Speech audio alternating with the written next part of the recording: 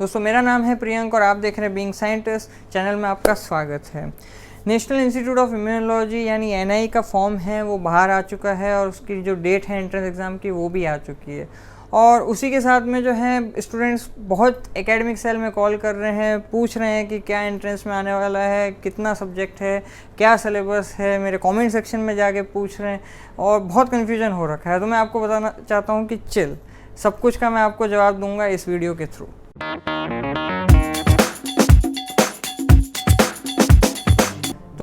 अब बात करते हैं कि आपके जो क्वेश्चन है वन बाय वन।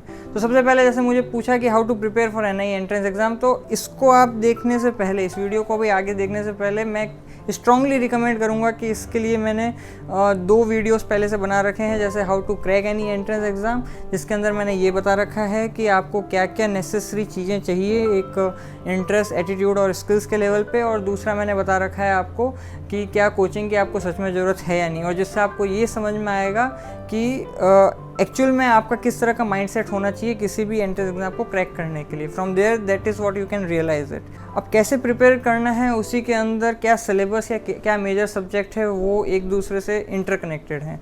तो अगर आप मुझे सिलेबस के लेवल पे पूछोगे तो इसके अंदर आपको जनरल साइंस मिलेगी, आपको फिज़िक्स मिलेगी 11th-12th लेवल की, केमिस्ट्री भी देखने को मिलेगी 11th-12th लेवल की, बायो जो है आपको मास्टर्स लेवल की आनी चाहिए। तो ये सब जो है आपको वहाँ पे चाहिए ही चाहिएगा। हो सकता है कुछ क्वेश्चन वहाँ पे मैथ के भी रहें तो वो भी जो है आपको चाहिएगा, लेकिन वो कोई बहुत ज़्यादा डेप्थ के लेवल पे नहीं होगा। आपको बहुत कोई एससी वर्मा पढ़ने की ज़रूरत नहीं है फिज़िक्स के लिए या केमिस्ट्री के लिए, कोई बहुत स्ट्रॉन्ग कुछ नहीं चाहिए। एनसीईआरटी लेवल का अगर आपके पास में नॉलेज है फिज़िक्स, केमिस्ट्री और मैथ का भी, तो आपके लिए मोर देन सफिशिएंट है। आप हंसते हंसते उन क्वेश्चन को यूँ सॉल्व कर सकते हो, लेकिन आप इन पे फोकस तभी करना जब आपका ऑलरेडी कुछ थोड़ा इसमें बैकग्राउंड हो। अगर आपने मान लो 4, 5, 6 साल पहले पीछे छोड़ दिया है और अब आप सोचो कि मतलब कर लो, तो थोड़ा आपके लिए मुश्किल हो सकता है, राइट। तो ये था टिप नंबर 1। टिप नंबर 2 कि आप जो है इसके अंदर कोई भी एंट्रेंस क्रैक करने के लिए यूजुअली 50% जो है आपको सही होना पड़ता है। ये मैं आपको जनरल कैटेगरी के लिए बता रहा हूँ। तो जब आप पेपर दो तो मेक श्योर कि आप एटलीस्ट 50% जो है वो स्कोरिंग आप उतना करके आओ, लेकिन 50% मार्क्स आने चाहिए। तो मैं यूजुअली हमेशा 60% करके आता था और मेरा हमेशा रहता है कि मैं नेगेटिव बिल्कुल नहीं करता हूँ, और उसके कम नेगेटिव करने के अंदर भी मेरे ऑलमोस्ट 10% हमेशा जो है वो मतलब गलत निकलते ही निकलते हैं। तो देख लो कि आपको उस हिसाब से स्ट्रेटेजाइज करना है कि अगर आप जनरल कैटेगरी में हो तो आपको मिनिमम 50% स्कोर जो है सिक्योर करना है ताकि आप यहाँ पे आ सको। That is the second thing. Third thing जो मैंने अभी अभी आपको बताई कि नेगेटिव जो है कम से कम करो तो ज़्यादा अच्छा है, क्योंकि नेगेटिव भी जो है अगर ज़्यादा हुआ तो उससे भी आपकी रैंक पीछे जाएगी। तो ऑलवेज मेक श्योर कि जो क्वेश्चन के अंदर आपकी स्ट्रॉन्ग कमांड हो आप उसी को ही जो है टच करो, और जो कन्फ्यूजन वाले हैं वो अवॉइड ही कर दो।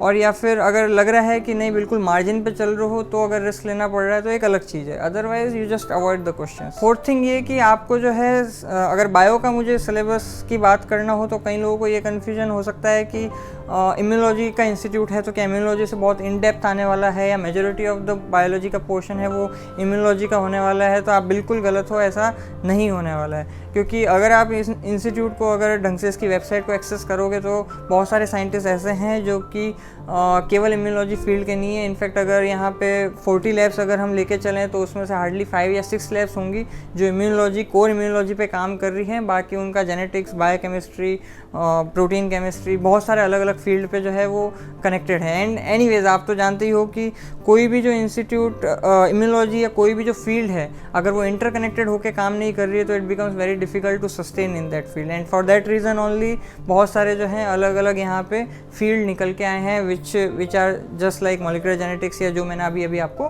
बताया है। अब बात करते हैं नेक्स्ट क्वेश्चन की, जो पूछा गया है कि क्या प्रीवियस ईयर के क्वेश्चन पेपर आपके पास अवेलेबल हैं क्या। तो प्रीवियस ईयर का क्वेश्चन पेपर का जो लिंक है वो मैंने डिस्क्रिप्शन बॉक्स में दे रखा है। तो वो जो है सैम्पल पेपर वहाँ पे अवेलेबल है, और वो पेपर लास्ट ईयर पूछा गया था, और वहाँ से आप देख सकते हो, खुद फील ले सकते हो कि किस तरह के क्वेश्चन आए थे और आपको किस लेवल का जो है अपना प्रिपेयर करने की ज़रूरत है। रही बात क्वालिफाई करने की, तो जब मैं एंट्रेंस एग्ज़ाम देने गया था एनआई का तो मैंने ना सिलेबस के बारे में देखा था ना प्रीवियस ईयर पेपर के बारे में, और वहाँ पे मैं गया और जितना मुझे आता था, जो मुझे फिजिक्स केमिस्ट्री की हमेशा से एक बेसिक अंडरस्टैंडिंग हमेशा रही है, एनसीईआरटी के लेवल की, बायो जो है थोड़ी बहुत मैं करते करते सीख ही गया था, तो उस लेवल पे मैंने दिया और बिना कुछ पढ़े बिना कुछ किए हो गया।